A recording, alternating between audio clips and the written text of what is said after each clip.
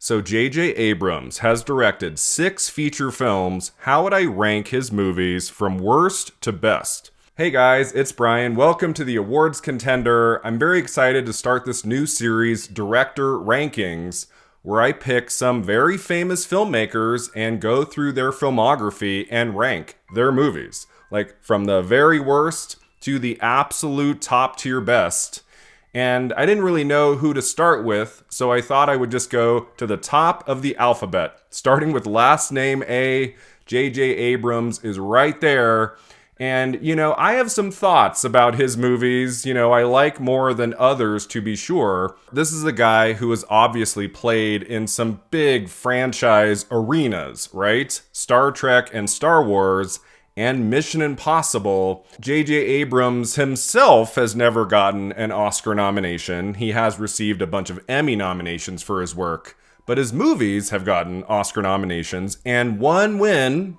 Do you know the win for one of his 6 films? It might surprise you. I had to look it up.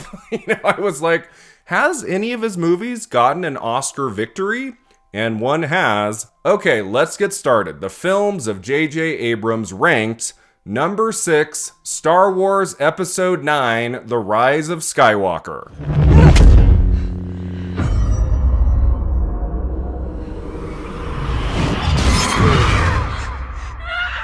Alright, so I feel like Rise of Skywalker has to be at the bottom of any ranking video of J.J. Abrams' work. I mean, if not the very bottom, near the bottom. Because, Rise of Skywalker has not aged very well. It was kind of fun opening weekend. It was the end of an era, right, of these 9 films in the franchise. This was the big finale, you could say. And, I assume we'll get an episode 10 eventually, right? It's been kind of quiet on the movie front for Star Wars since 2019. I mean, we get a new series on Disney Plus every few months, really, but in terms of movies, there's been nothing since Rise of Skywalker, and that's the way we're going out, There were just so many story flaws in that film, some really weird narrative twists and turns in the second half, and, bringing back Carrie Fisher using, deleted material from The Force Awakens. That felt really weird. Some of the action scenes still had some potency. I liked that moment between Adam Driver and Harrison Ford. That scene I thought was good. Rise of Skywalker is an Oscar nominee. It got 3 nominations, including Best Original Score for John Williams. Hans Zimmer this past year. Hans frickin' Zimmer was disqualified to get an Oscar nomination for his Dune Part 2 score because he utilized some themes from Dune Part 1. Why was John Williams allowed by the Academy to get Oscar nominations for his scores to The Force Awakens and The Last Jedi and The Rise of Skywalker?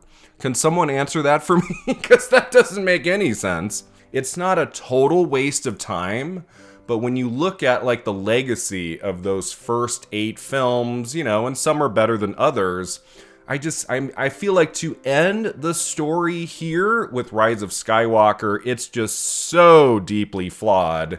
It really did feel like J.J. Abrams was asked to come back after The Last Jedi, directed by Rian Johnson, didn't come up to expectations for many fans. I'll just say that, I like Last Jedi fine. I think that's the best, easily, I would say, of the newer trilogy, but, don't come at me. I feel like I'm gonna get attacked.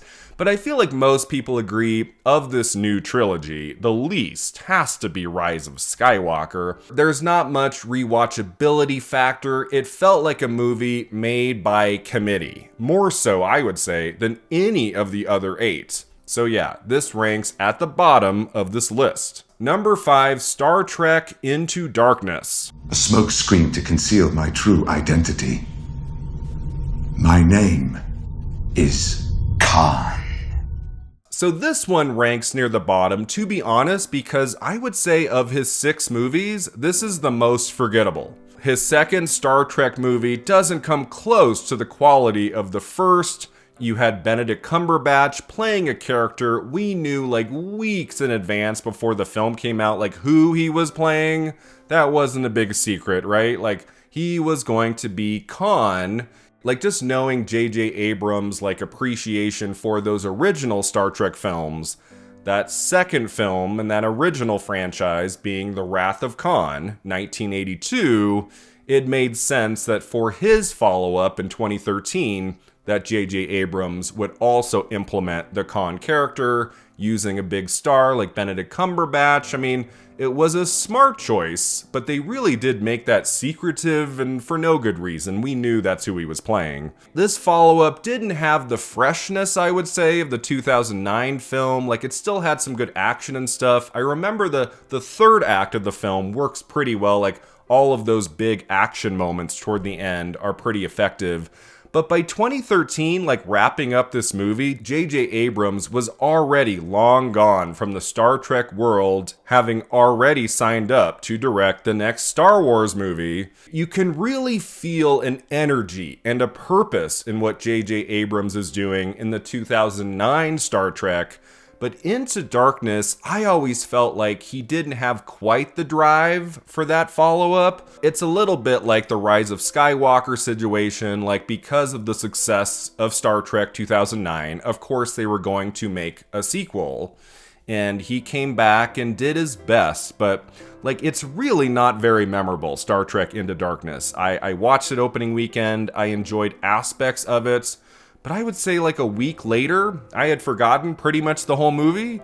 And now, more than a decade later, you know, I'm just like, yeah, it exists in the world as one of the many, many Star Trek films, but it's not one of the best. Star Trek Into Darkness got one Oscar nomination for Best Visual Effects, and yeah, okay. You know, like, I guess if that movie's gonna get one, that makes sense, but it didn't win. That was the year of Gravity, a much, much better film than Star Trek Into Darkness. Number 4, Star Wars Episode 7, The Force Awakens.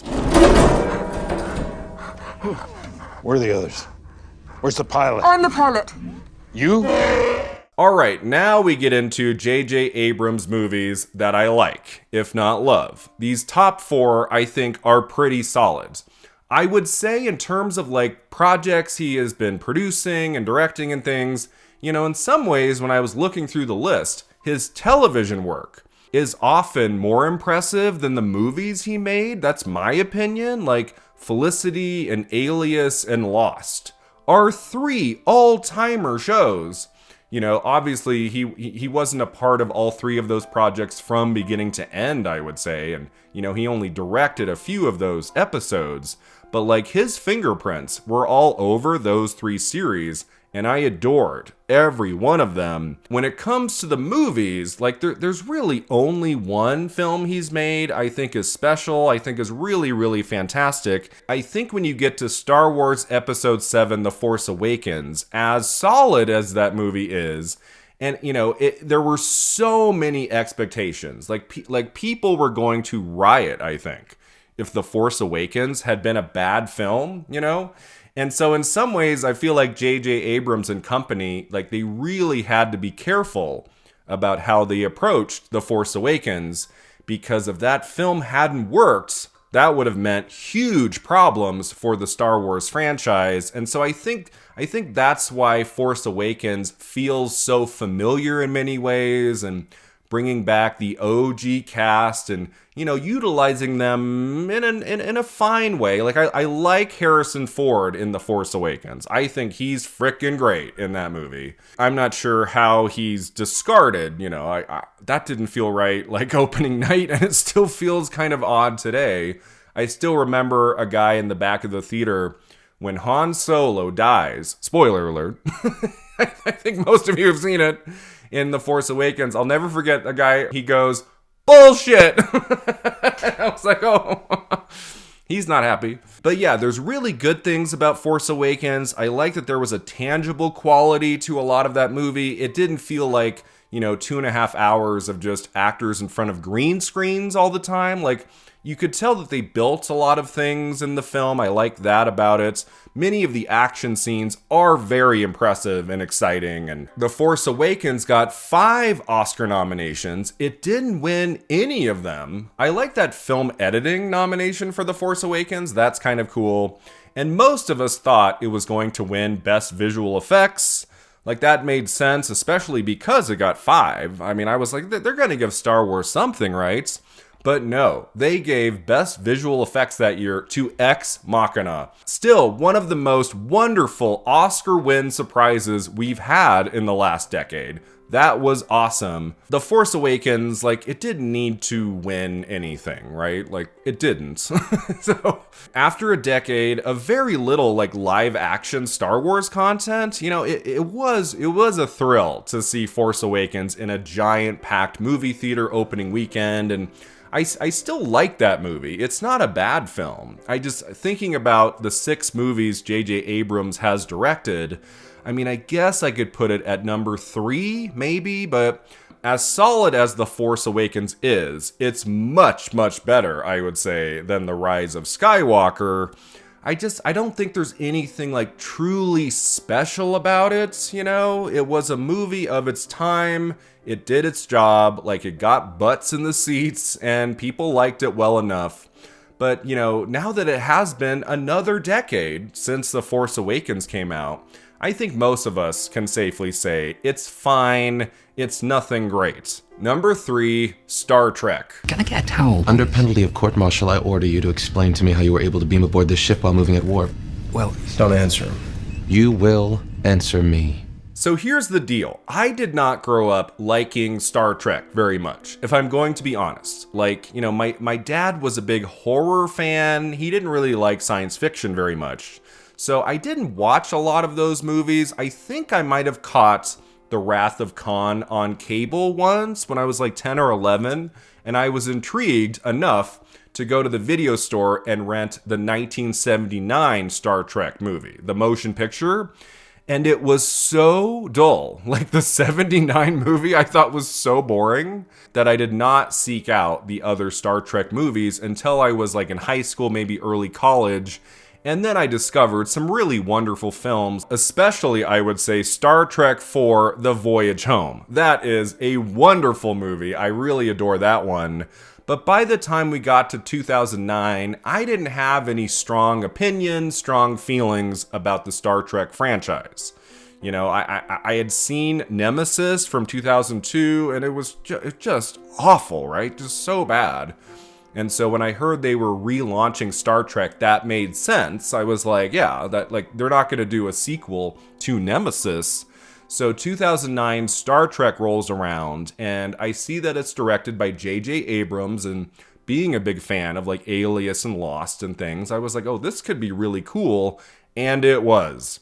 That was a very exciting opening weekend, watching Star Trek with a big audience, and just like the humor of that movie, the emotional stakes, the action, the characters, like the casting in that movie, like who he cast to be those major characters was excellent. Chris Pine, Zachary Quinto, Zoe Saldana, Academy Award winner Zoe Saldana, and of course the late great Anton Yelchin, who was so wonderful in that franchise as well. I just felt like for that movie, J.J. Abrams nailed it. Like, he made a film that worked for Trekkies, you know, for fans of the franchise who had shown up for all the other Star Trek films and series and everything. Like, they really liked the Star Trek film from 2009, and it worked for people who weren't super into Star Trek, who maybe hadn't seen very much of the shows and the films. Like, it worked for both audiences, and that was a tricky balancing act, I would say, for J.J. Abrams, and he succeeded with 2009 Star Trek beautifully. Now, why don't I have this film at like number 2 or number 1? I personally prefer the other 2 films he directed I haven't talked about yet. But Star Trek, like, I've seen it on a couple ranking lists at number 1. So that might be your favorite J.J. Abrams directed movie for you. And that's great. I saw it a second time, like right when it came out on DVD. but I haven't like had a desire to revisit the movie since. It's been a long time. I feel like if I threw it on right now, I'd really enjoy myself. Like, it's a fun ride. You know, there's not much to complain about in 2009 Star Trek. I just prefer two of his other movies. Now, Star Trek is the only J.J. Abrams directed film that won an Oscar. Do you know what it won for? Best Makeup. It won Best Makeup in early 2010, and that's awesome. Like, what a well-deserved victory. It also got 3 other Oscar nominations. It did not win, but Best Makeup for Star Trek 2009 is great. The only J.J. Abrams directed film that has won an Academy Award. Number 2, Mission Impossible 3. No. No. No. Done. So it's kind of crazy to learn that this was J.J. Abrams' feature film directorial debut. Like, what a way to start. Like, your first movie you direct is Mission Impossible 3 starring Tom Cruise and Philip Seymour Hoffman. That's a way to launch your directing career in the movies, right? Wow. I know at the time Mission Impossible 3 kind of underperformed at the box office. It wasn't as big of a hit as 1 and 2 had been. And I remember the feeling at the time for many people who thought, well, it's fine. It's nothing special. It's not as good as the first 2. I really like Mission Impossible 3. I think that's one of the better films in the franchise. You know, there's things to like about all of them. These newer films have just gone bigger and bolder and crazier with all of his stunts and things, and that's been fun, but there's something about like the simplicity of the narrative and the action of Mission Impossible 3 from 2006 I really appreciate. And I absolutely love that villainous turn from the late, great Philip Seymour Hoffman. Like, that was a casting masterstroke to see Hoffman and Cruise reunited from Magnolia, like playing off of each other in many scenes in that movie was really, really fun to watch. Hoffman, who in 2006 was hot off his Best Actor Oscar win for Capote, you know, shows up as the villain in Mission Impossible 3. He chews the scenery in such a delightful way. I think he's really great in that. The romance narrative between Cruise and Michelle Monaghan, I thought works pretty well in that movie. I liked how things kind of came down to earth for the third film. Like Mission Impossible 2 from 2000, directed by John Woo. I do not like that one at all. That's my least favorite of the MI films. Like, I just thought, like, even though some of the action at the end was solid, like, it was so stylized the whole way through. You didn't care about anything happening in the story of MI2, whereas MI3, before we get into the huge, like, you know, impressive stunts, starting with Ghost Protocol and everything that came after, there's something about the simplicity of MI3 I really appreciate, that I really enjoy. I think J.J. Abrams' approach to the narrative and the action in Mission Impossible 3 is fantastic. And I mean, he stays out of the way, you know, as he does in most of his films. There's not much of a personal touch to his movies. You know, he's kind of a workman-like director who just loves to tell a good story in an efficient manner, and that's what he did with MI3. This film did not get any Oscar nominations. That's not much of a surprise. Like, it came out in early May. You know, again, it wasn't a huge hit at the box office. Tom Cruise decided after the third installment to change course a little bit. None of the other films in the franchise that come after this really resemble Mission Impossible 3 very much, but this is still one of my favorite entries in the franchise. Like, if I'm going back and watching a couple Mission Impossible movies, I will always go back and watch Mission Impossible 3. And finally, that takes me to my number 1 choice. What do I think is the best film that J.J. Abrams has directed? It is from 2011, Super 8.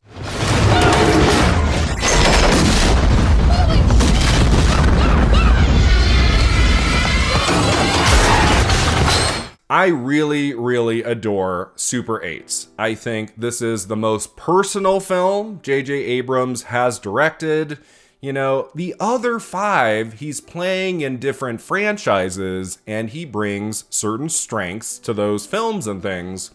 But Super 8, even though it does very much resemble like a Steven Spielberg movie, you know, J.J. Abrams has been in awe of Spielberg since he was a kid, right? And, you know, there are Spielberg sensibilities in everything he makes.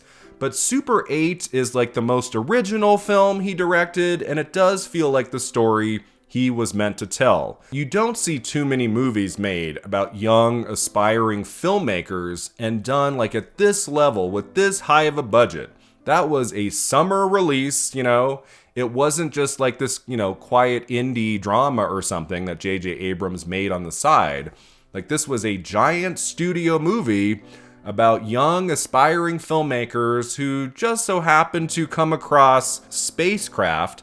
I love that this is a period film, 1979. The cast is phenomenal. I love those young actors, led by Joel Courtney, who is so appealing in that lead role. You had an early performance by Elle Fanning, who is lovely in that movie. Kyle Chandler is excellent as the father. And yeah, I mean, as someone who made films as a kid myself, like starting around age 9, age 10, I had a very flimsy camcorder in the mid-1990s making a ton of movies with my friends. Some of them have been saved, like I would say 10 of them like are still available now. Would you guys love to see movies I made when I was 10 years old? You would be like, oh my god. Like, no wonder he did not become a big movie director based on my early work, right? But yeah, I really identified with those kids in the late 70s, like making their movie with Super 8, right? They didn't have digital and certain things that I had in the 90s. Like, they had very little at their disposal, but they still made the best movies they could. I love the feeling, the tone, the vibe of Super 8. Again, it's very Steven Spielberg. It also has the feel of Stephen King as well, my favorite author. You know, it's got a little Stand By Me, a little It in there. But Super 8 is still 100% J.J. Abrams. And I don't know about you, I would love to see J.J. Abrams direct another movie that's not a part of a franchise, that is its own original thing. That would be awesome. I would love to see him do that. He has not directed a film since Rise of Skywalker. It's been a few years.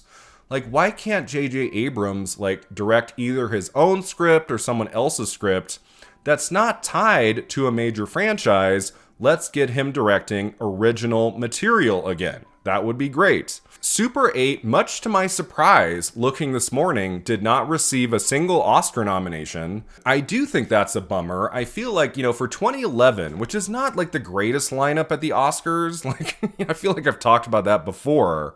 You know, Super 8 was never getting into Best Picture. But what about a surprise Best Original Screenplay Oscar nomination for J.J. Abrams? That would have been really cool. Like, if Abrams had one Oscar nomination to date, and it was for his screenplay to Super 8, you know, that would fill my heart with joy. That would be really awesome. But no, it didn't get in at the Oscars, and that's too bad. But still, that takes nothing away from the beauty of Super 8. I have watched this film at least 3 or 4 times. It's the one J.J. Abrams movie I own on Blu-ray. That's the only one. I don't have the other 5, shockingly enough, right? I feel like I should have like the Mission Impossible films, maybe 2009 Star Trek at least, but I don't. I just have Super 8. And now, having talked about it on here the way I have the last few minutes, I kind of want to throw it on right now, because it's been a long time, and I love that film. It made my top 10 list of the best movies of 2011. I still stand by that. I think Super 8 is a great, great movie, especially for those of us who grew up making films ourselves. There's something special about that film I have always gravitated to. J.J. Abrams has made some wonderful movies, but I still think his best one to date is 2011's Super 8. Thanks so much for watching and subscribing, and let me know in the comments below, how would you rank J.J. Abrams' 6 feature films, and what director do you want me to see ranked next? I'll see you next time at the awards contenders.